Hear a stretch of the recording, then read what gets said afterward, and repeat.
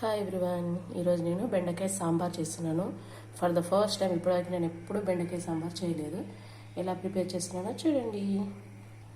First ఒక చిన్న కడాయి పెట్టుకొని దాంట్లో ఆయిల్ వేసేసుకొని మినప్పప్పు, శనగపప్పు, మెంతులు, ఆవాలు, జీలకర్ర వేసుకొని వేయించుకోవాలి. అలాగే కొంచెం శనగపప్పు కూడా అన్నీ వేయించుకోవాలి.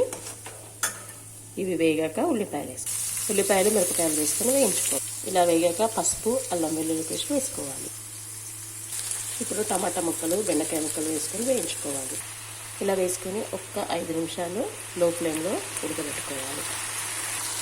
ఇప్పుడు తగినంత సాల్ట్ వేసుకోండి. ఇలా ముందుగా నానబెట్టుకున్న చింతపండు రసాన్ని ఆ బెండకాయలో వేసేసుకోవాలి.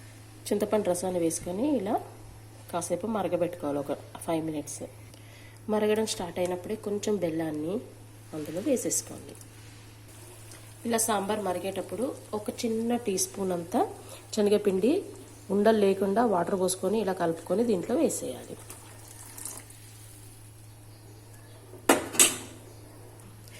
వేడి వేడి బెండకాయ సాంబార్ రెడీ.